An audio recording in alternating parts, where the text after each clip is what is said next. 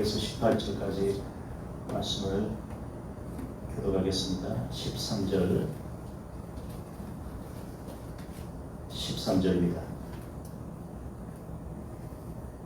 13절 띄워주세요. 성전의 일을 하는 이들은 성전에서 나는 것을 먹으며 제단에서 섬기는 이들은 제단과 함께 나누는 것을 너희가 알지 못하느냐. 이와 같이 주께서도 복음 전하는 자들이 복음으로 말미암아 살리라는 하셨습니다. 그러나 내가 이것을 하나도 쓰지 아니하였고 또 이 말을 쓰는 것은 내게 이같이 하여 달라는 것이 아니라 내가 차라리 죽을지언정 누구든지 내 자랑하는 것을 헛된 대로 돌리지 못하게 하리라. 내가 복음을 전할지라도 자랑할 것이 없으면 내가 누구를 할 일이냐. 만일 복음을 전하지 아니하면 내게 죄가 있을 것이로다. 내가 내 자유로 이것을 행하면 상을 얻으려니와 자유로 아니한다 할지라도 나는 사명을 맡아노라. 그런즉 내 상이 무엇이냐. 내가 복음을 전할 때 값없이 전하고 복음으로 말미암아 내게 있는 권리를 다 쓰지 아니하는 이것이로다. 네. 우리가 예수를 믿고 성령 충만하게 되면 하나님의 사랑이 우리의 마음에 부어집니다. 성령의 열매는 사랑이기 때문에 성령께서는 우리 예수 그리스도 믿는 우리 성도에게 우리의 마음에 성령을 부어주시는 것입니다. 그래서 이 사랑의 마음을 주시고 하나님을 더욱 사랑하게 되는 것입니다. 사도 바울은 앞서 고린도전서 8장에서 3절에 이렇게 말씀했습니다. 누구든지 하나님을 사랑하면 하나님께서 그를 알아주신다. 누구든지와 그라는 것이 중요하냐. 누구든지라는 말은 하나님께서 모든 만민을 초청하십니다. 수고하고 무거운 모든 자들아 다 내게로. 하나님께서 모든 만민을 다 초청하시는데 거기에 그 부르심에 믿음으로 반응한 그 사람이 바로 하나님의 사랑을 받는다는 것입니다.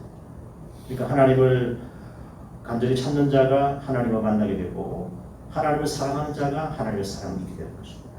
이 관계성입니다. 우리가 사람과의 관계에서도 그렇습니다. 가정에서도 우리 부모가, 우리 자녀가, 우리 부부가 서로 사랑할 때 한쪽만 사랑하는 것은 없습니다. 서로 사랑하는 것입니다. 우리 교회도 그렇습니다. 그래서 우리가 하나님 향해서 우리가 마음을 열고 하나님을 찾을 때 하나님께서 우리를 만나주시고 또 하나님의 사랑을 우리가 고백하며 나갈 때 하나님의 사랑을 우리가 덧입게 되는 것입니다. 이것이 바로 인격적인 관계로 우리에게 오늘 말씀하십니다. 그러니까 모든 만민을 다 초청하시고 부르십니다. 누구든지 하나님을 사랑하며. 그런데 그 중에 누구든지라고 다 하나님께서 부르시는데 그 중에 특별한 사람들만, 택함받은 사람들만 하나님을 사랑하게 되는데 그 사랑을 하나님께서 그 사랑하는 그를 알아주신다. 그렇게 말씀했습니다. 그래서 사도 바울은 이 마음을 가지고서 고린도서 9장으로 왔습니다. 바울은 주님을 사랑하는 마음으로 한 영혼을 위해서 복음을 전하지만 결코 자랑할 것이 없다. 그렇게 고백하는 것입니다. 구원받은 성도에게 복음 전파는 부득이 할 일이요 고귀한 사명이라는 것입니다. 그래서 하나님께서 이 부르신 사명에 붙들려 살아가는 이 사명자의 삶이 무엇인지 바울은 우리에게 모범을 보여주고 있습니다. 우리의 이름이 뭡니까? 우리의 이름은 명자입니다. 명자. 오늘 명자. 우린 다 명자예요. 저도 명자고 우리 임주사님도 명자고 임주사님 명자. 우리 다 명자. 우리 성은 뭡니까? 사시입니다. 사시. 예. 사명자입니다. 우리 다 명자예요. 그래. 명자의 안녕하면 돼요. 늘 볼 때마다 명자씨 안녕하세요. 우리 사명자. 우리 명자예요. 그래서 이 사명자의 삶이 어떠해야 하는지 무엇인지 우리에게 바울은 말씀하고 있습니다. 그러니까 하나님을 사랑하는 사람이에요. 그런데 사명자는 복음으로 말미암아 살아가는 것입니다. 그래서 13절에 이렇게 말씀, 성전의 일을 하는 이들은 제사장이죠. 성전에서 봉사하고 섬기는 자들입니다.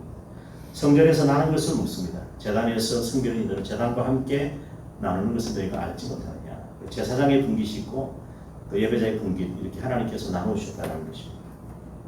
그래서 14절에 이렇게 선언합니다. 같이 한번 읽겠습니다. 14절 시작.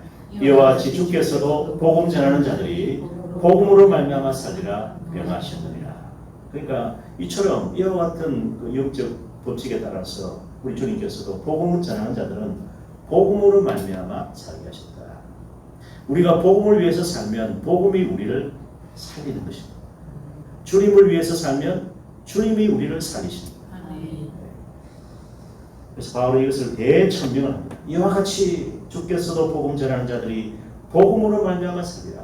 우리가 오직 의인은 믿음으로 말미암아 살리라. 이 말씀 많이 들어봤는데 복음으로 말미암아 산다는 것입니다. 죄인을 어렵게 하시는, 죄인을 불러 회개케 하시고 영생에서 물리시는 그 복음으로 말미암아 복음 전하는 사명자는 살아가게 된다는 것입니다. 그래서 바울은 이와 같은 마음을 가지고 그러나 내가 이것을 그런데 하나도 쓰지 않았다. 심지어 바울은 그 당시에 고린도 그 사회에서 우상 신전에 바쳐졌던 제물이 사실은 거룩한 것이 아닙니다.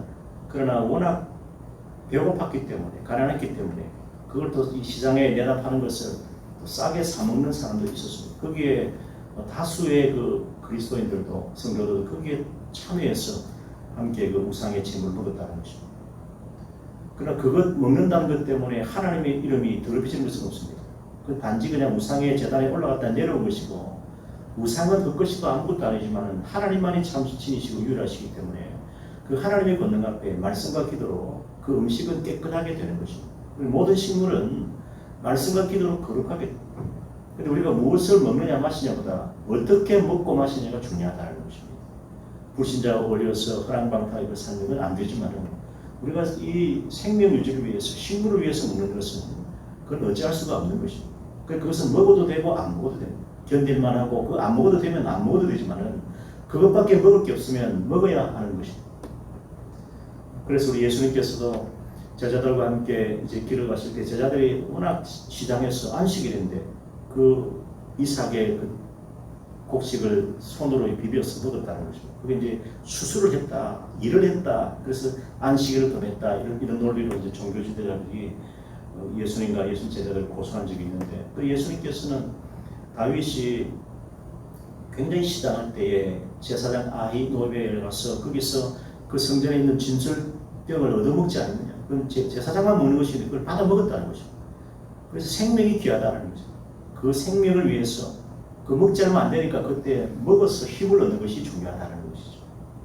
그래서 바울은 이와 같은 논리를 가지고서 연약한 자들이 내가 이 우상의 제물 고기를 먹는 것을 보고 그들의 신앙의 양심이 어려워지고 넘어지게 되면 나는 차라리 평생토록 고기를 먹지 않겠다. 그래서 복음 전파에 걸림이 없게 하려고 했다는 것이 바로 바울의 마음입니다. 그래서 바울이 내가 이것 하나, 이 고기를 먹는 우상 제물은 그것이 아니고 더 나아가서 이 사명자는 복음을 위해서 자기의 권리조차도 다 내려놓는 것을 말씀하고 있습니다. 그래서 이 말을 쓰는 것은 내게 이같이 하여 달라는 것이 아니다. 나는 얼마든지 얻을 권도 있지만 그러나 버릴 권도 있다는 것입니다. 한 가지 알아줄 것은 내가 차라리 죽을지언정 누구든지 내 자랑하는 것을 헛된 대로 돌리지 못하겠다. 그렇게 바울은 선언합니다. 그래서 바울은 생활과 복음 전파를 위해서 스스로 일했습니다. 복음을 전하는 자들이 복음으로 말미암아 사는 것이 마땅하다라고 주장할 수 있지만 그것이 자기의 권리였지만 그 권리를 내세우지 않고 권리를 내세우지 않는다고 자랑하는 것도 아니다라는 것입니다. 그것을 자랑거리로 내가 늘어놓을 바에는 차라리 내가 죽는 것이 낫겠도다, 그렇게 말하는 것입니다. 당시에 이 고린도 교회가 어떤 문제가 있었냐면 지금 이 시대의 교회와 마찬가지입니다. 고린도 교회 성도들은요 사소한 문제를 가지고 다투었습니다. 사소한 문제도 양보하지 못하고 지식에 따라서 모든 것을 판단하려고 하고 사람을 가지고 덕을 세우려고 하지 않았습니다. 지식은 인간을 교만하게 하지만은 사람은 덕을 세운다 그랬습니다. 그래서 이 자기 권리만 주장하고 이걸 가지고 사소한 문제로 다투고 싸우니까 이건 아니다 싶어서 바울 자신에게 주어진 권리도 자기는 내려놓고 마땅히 주장할 권이 있었지만 그것조차도 다 포기하는 것은 복음 전파를 위해서 한 생명을 얻기 위해서 내가 이것을 희생하고 헌신할 수 있다는 것입니다. 그래서 바울은 그 모든 권리를 쓰지 않고 천막만들이를 하면서 자신의 생활비를 충당하면서 복음을 전했다는 것입니다. 이러한 삶이 말처럼 결코 쉬운 것이 아닙니다. 우리 주변에도 제 후배들이나 이렇게 교회를 개척해서 위해서 하는 분들은 이제 생활이 어려우니까 투잡을 하고 쓰잡을 합니다. 어떤 한편으로 보면 그렇게 일하는 그 시간에 말씀을 더 연구하고 전도를 더 열심히 해서 기도를 더 많이 해서 그렇게 교회를 더 세우는 게 좋지 않아요. 물론 그거 해봤을 겁니다. 그런데 참 한계에 부딪히니까 결국은 또 생활도 해야 되니까 생계를 위해서 일을 하고 또 저녁에 또 돌아와서 말씀을 연구하고 하는 그런 이중삼중의 삶을 살아가는 것 결코 쉬운 일이 아닙니다. 그러니까 바울 자신도 얼마나 힘겨웠을지 우리가 생각할 수가 있는 것입니다. 물론 바울이 독신이기 때문에 돌볼 가족이 많지 않았을 것입니다. 자신만 먹으면 되니까 그냥 있는 대로 주는 대로 생기는 대로 먹고 입고 또 육신의 그런 몸도 돌보았을 것입니다. 그러나 이 바울은 자기량으로 교회를 섬긴다는 이 사실이 자신의 자랑이라고 결코 말하지 않았습니다. 복음과 교회를 위해서 자기 권리를 포기하고 힘겨운 삶을 살았지만 그럼에도 그 고생을 오히려 자랑스러워하는 그런 모습이었다는 것입니다. 그래서 우리도 바울처럼 복음과 교회를 위해서 자기 권리를 좀 내려놓을 수도 있고 사소한 문제를 가지고 서로 다투거나 분쟁하거나 싸우지 말고 예수님 지신 십자가를 우리가 생각하면서 그래서 우리 삶에 놓인 그런 섬김의 길을 우리가 함께 나아가는 우리 모두가 될 수 있기를 주의 이름으로 축원합니다. 우리 두 번째는 복음을 전하는 사명자는 하나님의 상급을 받는다라는 것입니다. 16절은 너무나 유명한 말씀인데 16절 같이 한번 읽겠습니다. 16절.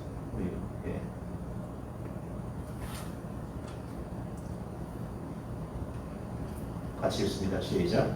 내가 복음을 전할지라도 자랑할 것이 없으면 내가 부득불할 일임이라.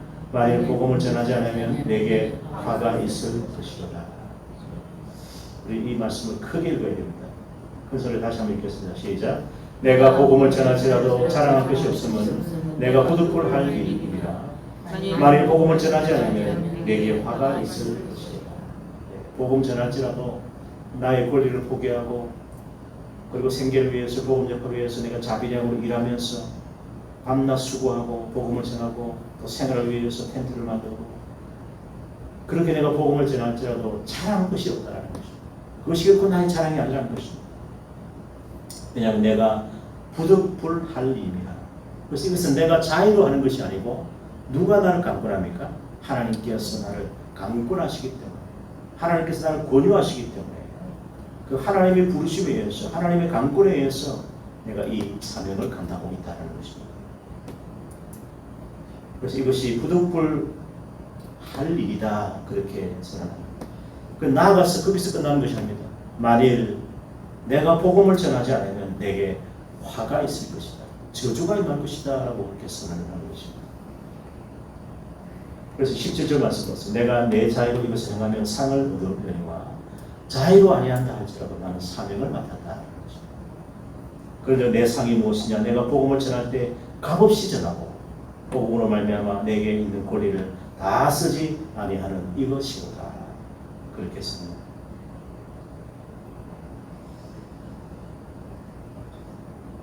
바울은 자신이 화를 당하지 않으려고 복음을 전하는 것이니 자랑할 것이 못 된다는 것입니다. 이것이 바울의 겸손인데 정작 복음 사역을 하고 있다는 자신은 전혀 자랑으로 삼지 않고 복음 사역을 자기량으로 감당하는 것은 자랑스럽지만 자기 자신을 결코 내세우지 않는 겸손한 모습이라는 것입니다. 자의가 아니라 하나님의 강권으로 사명을 감당하기 때문인 것입니다. 오늘 우리가 기억해야 할 것은 이 바울과 같은 마음을 우리가 가지는 것입니다. 복음 사역을 감당하지 않으면 내게 화가 있을 수가 있다.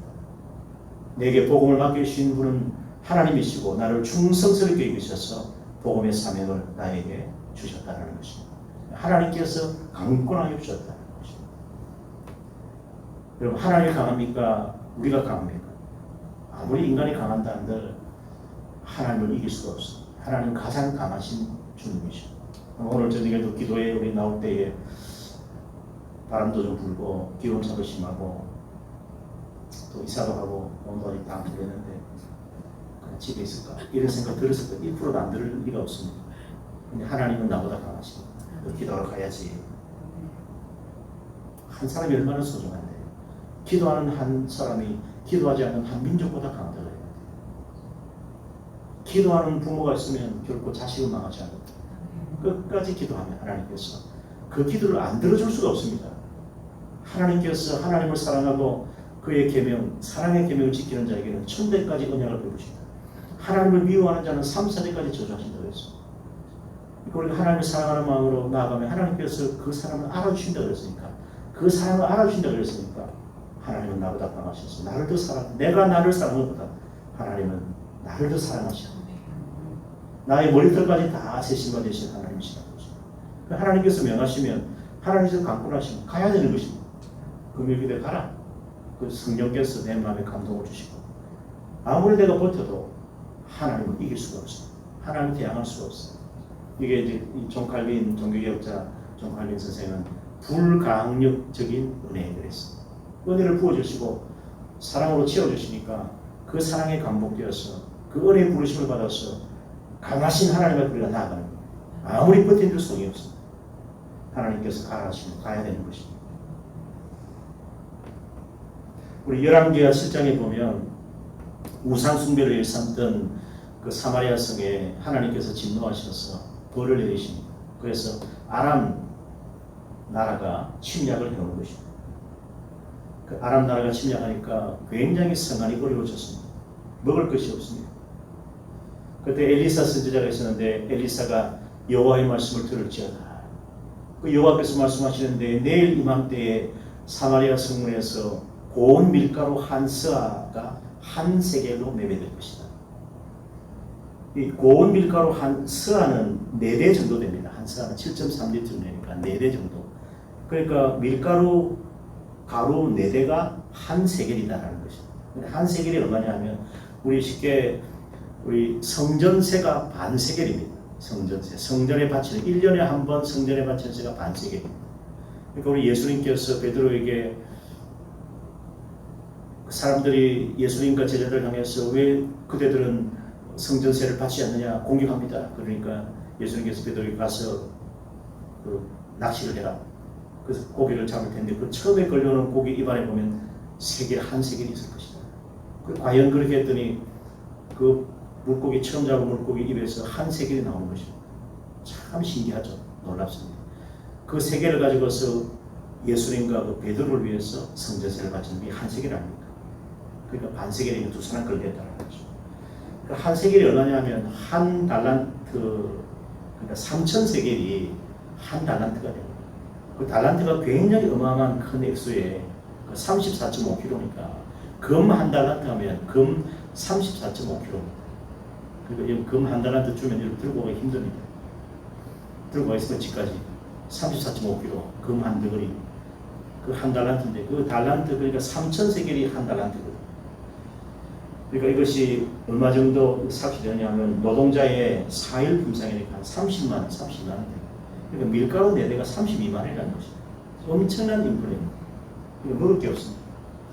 그래서 쭉 그 열왕기하 7장 그 배경 말씀 살펴보면 우상 숭배에 빠진 사마리아 성을 하나님께서 진노하셔서 책벌하시는데 하나님 말씀을 들으면 산다. 그 당시에 하푼네라고 하는 비둘기 똥을 가서 그걸 얻어먹는데 그것도 먹을 수가 없잖아요. 굉장한 그 배고픔과 기하에 거듭이 되는 그런 모습이었습니다. 그리고 보리 2수알을 보리 4대를 한 세겔 32만 원이 거래를 합니다. 그런 처참한 상황이 이르게 되었는데 쭉 말씀을 이어서 보면 7장 2절 말씀 보면 그때 왕이 그의 손에 의지하고 한 장관이 하나님의 사람에게 대답하는데 여호와께서 하늘에 창을 내신들 어찌 이런 일이 있으리까. 엘리사가 너가 너 눈으로 볼 것이다. 그러나 그것을 먹지는 못한다.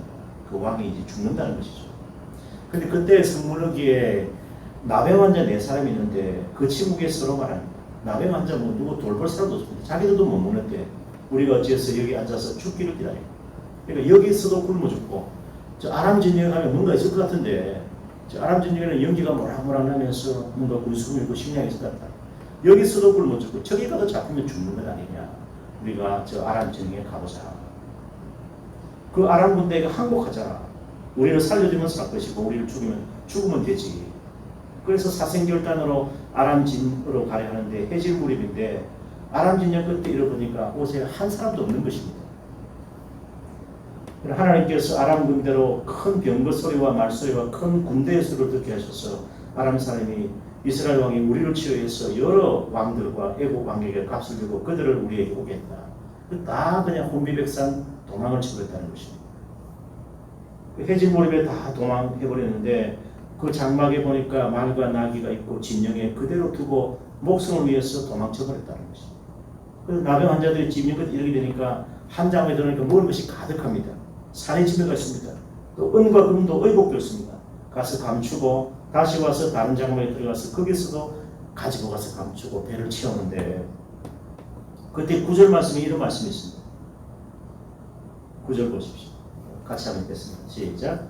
나병 환자들이 그 친구에게 서로 말하되 우리가 이렇게 해서는 아니 되겠도다. 오늘은 아름다운 소식이 있는 날이거늘 우리가 침묵하고 있도다. 만일 밝은 아침까지 기다리면 벌이 우리에게 미치치니 이제 떠나 왕궁에 가서 알리자.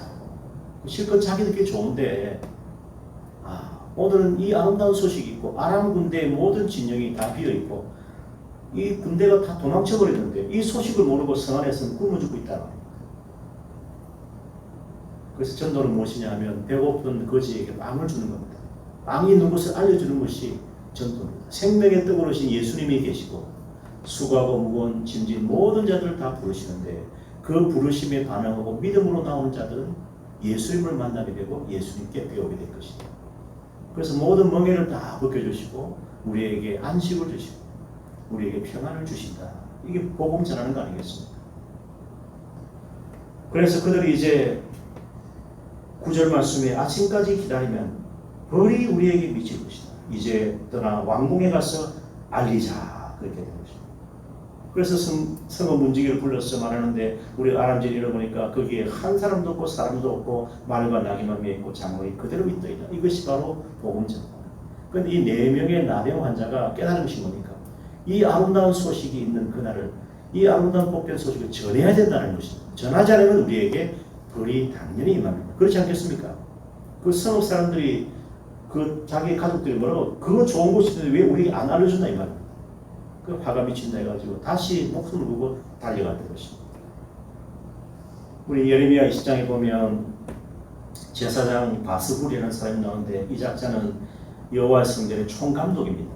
그런데 이 사람은 변절한 타락한 제사장이었습니다. 그래서 바스훌이 참된 선지자로 하나님 말씀을 전하는 예레미야를 때립니다. 그리고 옥에 가두고 여기 여호와의 성전에 있는 베냐민 문 위층에 목을 씌우는 나무벼락으로 채워두고 그랬습니다. 그리고 바스훌은 이 성읍은 평안하다. 예루살렘은 망하지 않는다. 하나님은 사랑의 하나님이시지 우리를 돌보신다 하면서 결코 망하는 법이 없다 그랬는데 예레미야는 회개치 않으면 망한다 그랬습니다. 우리가 회개치 아니하고 우상을 버리지 아니하면 하나님께서 진노하셔서 우리를 저 이방 나라로 포로로 끌려가게 할 것이다. 회개하면서 한다.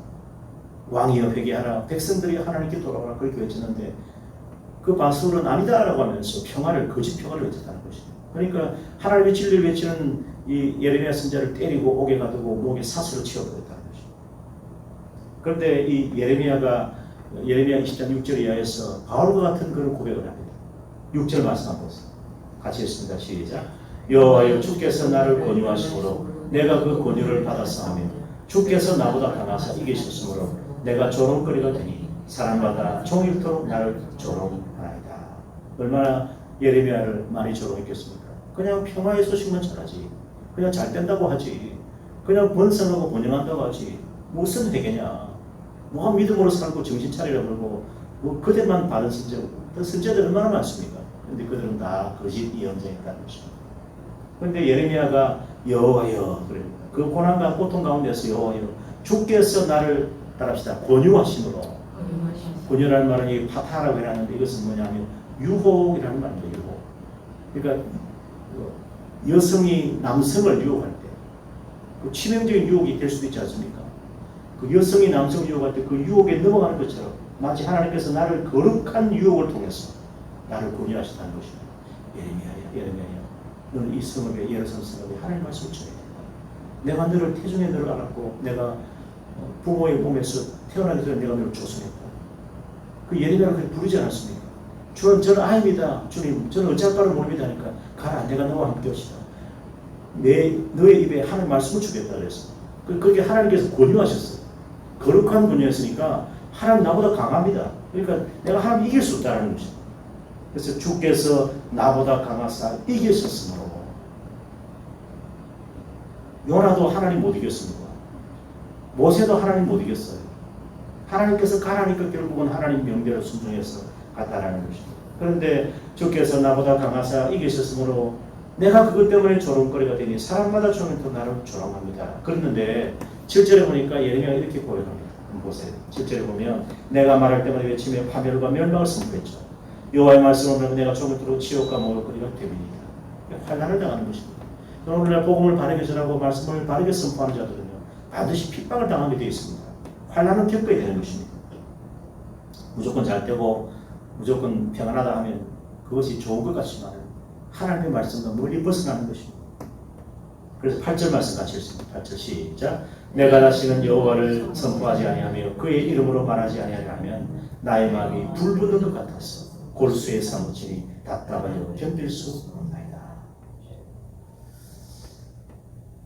우리 과거에 우리 고신교회를 시작할 때 참 해방 이후에 참 많은 이 그리스도인들 교회 지도자들이 고신교회를 분리주의자라고 했습니다. 우리는 교회를 지키고 우리는 우상숭배에서 이 나라를 지키기 위해서 애를 썼다. 그 일왕에게 경배하는 것은 그건 국가 의례지 종교의식이 아니다. 귀신에게 세례받고 우리가 저 한강의 송도에 그 바다에 들어가서 귀신에게 세례를 받았다.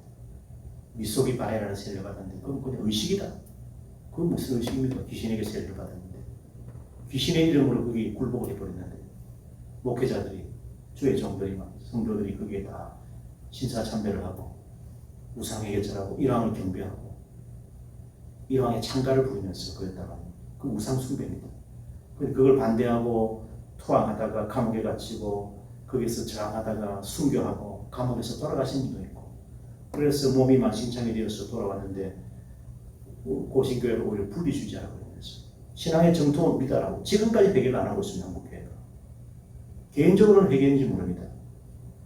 그러나 공적으로는 한국교회는 참여하지 않았습니다. 뽀젓이 그래가지고 자기도 성찬식하고 말씀 전하고 목회자 행세 다 하고 지냈단 말입니다. 그걸 정지하자는 것이 아니라 우리가 프랑스 교회나 독일 교회처럼 독일도 프랑스도 2차, 1차 대전 때 그들도 그 권력에 그 군대의 힘에 굴복되어서 하나님을 멀리했거든요. 그 회개 다 했습니다. 공적으로 참여하면서 3년 동안 수찬 정지를 당했습니다. 목회자들이. 거기서 이제 싸웠던 이제 그런 아주 본헤퍼라고 하는 젊은 목사도 있었죠. 순교자님. 그런데 우리 한국교회는 공적 참여는 없었습니다. 분명합니다. 그리고 우리 이제 주기철 목사 이런 사람을 다 파면시켰거든요. 목사 아니다. 신학교에서 제명을 시켜버렸습니다. 우리가 뭐 주기철 목사님 그러잖아요. 그죠? 그 주기철 목사 이제 그 순교자인데 그분 이름을 졸업 명부에서 빼버리고 목사직도 제명해버렸습니다. 그 언제 그걸 회복해야 되냐? 한 10년 전에 회복했습니다. 통합식 교회에서. 이런 이제 정말 하나님 말씀 바르게 전하고 바르게 산다는 참 어려운 백성들이 정말 필요한데 오히려 그런 사람들이 환난을 당하는 시대가 되어버렸어요. 뭐 성도들은 잘 모릅니다. 이걸 어떻게 전하는 사람도 없고 가르치는 사람도 없으니까 이런 이제 그 과거의 그 찬란한 복음의 빛이 희미해져 버리는 그런 시대입니다. 부산에 김지연 약사라고 있는데 이분이 그 약사지만은 이분이 어떤 일을 하냐면 그 차별금지법을 반대하고 동성애를 반대하는 그 지금 금식을 한 지 지금 며칠 됐습니다. 그래서 어제 이제 부랴부랴 우리 한국교회 이제 기반 각 그 교단장들이 모여서 긴급 협의를 했습니다. 이대로 안 되겠다. 지금 이제 차별금지법 통과하기 일부 직전인데 교회가 있어야 안 된다. 한번 모이긴 모였습니다만 특별한 그 어떤 실천 강령에 그것을 하지 못하고 있어요. 지금 해도 됩니다. 이제는 말을 하고 알리고 이걸 바르게 가르쳐가지고 국민들을 깨워야 됩니다. 이것이 얼마나 위험하고 이것이 가정과 교회 그 기초를 군대, 사회, 국가의 미래를 어둡게 만들고 모든 공동체의 질서와 조화를 다 깨트리는 것이기 때문에 참 그들이 불쌍하죠. 이런 분들은 치료해야 되는 것입니다. 치료하고 고치고 참 인간상을 회복할 수 있도록 바르게 해줘야 되는데 성을 19개, 50개로 만들어가지고 그걸 인정해 주겠다는 것입니다. 그게 얼마나 큰 일입니까? 우리가 다음 세대 부흥을 외치지만은 참 이것 하나 해결 못하면요 아무 의미가 없습니다. 학교에서는 완전히 지금 좌편향의 교육을 이미 다 하고 있고 이미 배워왔고 이미 세뇌되어 있습니다. 아이들이. 근데 거기다가 동성애 차별금지 진화론 이걸 계속 가르치고 있어요. 교회 교육이 안 되는 것입니다. 그 저는 아주 오래전부터 이 교회 아마 여러분 물어보십시오. 누구한테라도 우리 교단에 좀 유력한 분 물어보십시오. 우리 고신교회 주일학교 교회 사역 저를 이야기합니다. 사실은 여러분 몰랐죠? 이거 제대로 제가 못했습니다. 이거 와서. 집회도 많이 했습니다. 제가 어린이 부흥 집회를. 800명, 1000명 애들 모아놓고 10년 동안 했으니까요. 저를 이렇게 아는 분들 참 많았어요. 어린이 사회를 많이 하고 청소년, 청년 각 부서를 맡을 때마다 부흥을 시켰어요. 그래서 우리 교회도 이제 찬양비전교회도 어린아이들을 지금 교사들이 뭐 열심히 한다고 하지만 제대로 배운 교사가 없어요. 제대로 가르칠 교사가 없습니다. 훈련받은 교사가 많지 않습니다. 차라리 부모님들이 훈련돼가지고 부모님한테 예배를 드리면 우리가 좀 9시나 때 예배를 드릴 수 있으면 훨씬 더 아이들이 전인교회 정신하고 자라갈 수가 있습니다. 그리고 그런 예배를 또 맞춰서 드리면 되거든요. 아니 뭐 주일날 맡겨놓고 되는 게 아닙니다. 그런 시대가 아닙니다. 젊은 목회자들이 미안하지만 못 믿습니다. 제대로 성경도 안 가르칩니다. 뭐 애들하고 뭐 이렇게 하라고 그냥 그게 그냥 그렇게 예배가 돼버렸어요. 근데 하나님 말씀 바르게 가르치고 그리고 진리의 성경을 가르치고 배우면서 함께 예배드리고 하면 우리 교회는 그 희망이 있습니다. 한번 우리 교단에 유력한 분들, 총회장이나 뭐 유력한 분들 덕망이 있고 영향력이 있고 영성 기쁨을 한번 물어보십시오. 우리 보신교회 참 주일학교 다음 세대 사역에 선봉에서 접니다. 죄송하지만 제 이런 이야기 결코 자랑이 아닙니다. 제가 죽을지언정 차라리 그러면 다 우리 아이들과 함께 같이 씨름하고 기도하고 찬송하고 아이들하고 한 10년 전에 전국 교사대회 할 때 그 교사대회 하면 부모 아이들 같이 오는데 아이들 데리고 같이 예배를 드립니다. 그때 이찬수 목사가 그 자기는 이제 어른들 집회하고 저는 아이들 집회를 했어요. 같이 기도하는데 그 나이도 저하고 비슷하더란 말이죠. 근데 이제 그렇게 집회를 하고 마치고 이제 어른들이 아이들 찾으러 내려오지 않습니까? 우리는 아직 안 끝났어요. 지금 자기들 끝나고 이제 내려오는데 그 어른들 내려와서 하는 말이 아이고 문 열어보더니 하는 말이 여기는 저 본당보다 더 뜨겁네 그러더라고요. 아이들이 얼마나 뜨겁게 살아가는데 그 말이 기억이 납니다. 아이들이 말이죠. 얼굴이 빨갛게 달아가 다윗처럼 그렇게 뛰면서 하나님 찬양하고 그렇게 예배를 드렸거든요. 다음 세대 아이들 그렇게 불러가지고 제가 이제 다음에 한번 또 해야 되고 싶은데 그 천안의 신학대학원 고려신학대학원에서 예배를 드릴 때 아이들이 한 850명 교사까지 꿀평이 1000명 됐습니다. 그래서 끝까지 예수님 믿고 교회 떠나지 않고 믿음 배반하지 않는 친구들 예수님 전하면서 친구들 손 한번 들어보라니까 손을 처음에는 몇 명 들더니 나중에 다 들더라고요. 앞으로 나오려나 했어요. 나와가지고 저 손을 내밀으라고 손을 다 내밀어서 그 누가 사진 찍어놔서 그 교단 집사에 그런 예가 없습니다. 전부 다 나와가지고 교사들 다 나와가지고 손을 다 내밀어가지고 한숨을 붙들었어요. 그 주여 삼창하고 기도했어요. 지금 그 아이들이 적어도 대학원생 이상 됐을 겁니다. 뭐 군대 가고 그랬을 거예요. 10년의 세월이 걸렸어요. 그걸 사진을 누가 찍어놨었으면 아마 사진이 있을 겁니다. 우리 희망을 가지고 우리 다음 세대가 참 차별이 없는 사회가 되야 됩니다. 그러나 지금 그 포괄적 차별금지는 굉장히 위험한 것입니다. 우리 헌법에 충분한 차별금지 조항이 들어있습니다. 그것만 지켜도 충분합니다. 온전합니다. 그러나 거기에다가 포괄적으로 해서 개체적으로 차별금지 이렇게 되면 굉장히 역차별을 당하게 되는 것이기 때문에 그런 사회에서는 교회 교육에 미래가 없습니다. 그리고 학원 사학부들이 같이 걸리기 때문에 학원 우리 미션스쿨에서 전혀 성경이나 기도를 가르칠 수가 없습니다. 그리고 심지어 우리가 밖에 나가서 전도도 못합니다. 전도 못하고 전도 주다가는 바로 구속될 수 있어요. 3년 이하의 징역이나 3천만 원의 벌금 받습니다. 목사 강단 설교도 제대로 못합니다. 오직 예수님만 보입니다. 절대 안 됩니다. 그럼 다 그거 찍어가지고 보관합니다. 왜 당신들만 구원이 있다고 해요? 그건 차별이 되는 것입니다. 그러니까 이런 굉장한 독소조항이 많이 있는데 이걸 국민들이 모르기 때문에 차별이 없지 이렇게 나오기 때문에 거기서 다 속아 넘어가고 있는 것입니다. 그래서 이것을 알리고 바르게 깨우쳐줘서 다음 세대가 정말 더 아름다운 사회에서 아름다운 세상에서 가정과 교회에서 우리가 하나님께 쓰임받는 그런 일들을 감당하는 것이 우리의 꿈이고 바람인 것입니다. 그래서 저는 이제 그런 마음을 가지고서 우리 찬양비전교회가 지금 우리가 비록 세방살이를 하고 있지만 하나님께서 다 그런 길을 열어주실 거예요. 남자도 연합회가 또 교회를 찾고 있습니다. 도와줄 교회를 찾고 있어요. 그냥 뭐 1, 20만 원 그런 거 아닙니다. 교회 리모델링을 다 해주고 교회 거처를 이렇게 막 이런 일을 합니다. 전화가 왔었습니다. 우리가 기도하고 우리 예배 처소가 온전히 다 이렇게 갖춰질 수 있도록 기도하면 하나님께서 해줄 겁니다. 그래서 우리 기도가 필요한 것입니다. 다음 세대 아이들 우리 부모한테 예배드리면 참 좋습니다. 미안하지만 훈련된 교사가 거의 없어요. 저런 목회도 믿을 수가 없습니다. 그래서 우리가 함께 부모 예배드리면서 그 아이들 눈물 맞춰서 복음을 전하고 말씀 전하고 아이들이 적어도 그 시간만큼은 하나님 만나는 시간이 되어줄 수가 있어요. 그래서 이런 자료를 이용해서 설교하고 가르치면 아이들이 복음을 다 들어요. 제가 어른들 전도도 많이 했습니다.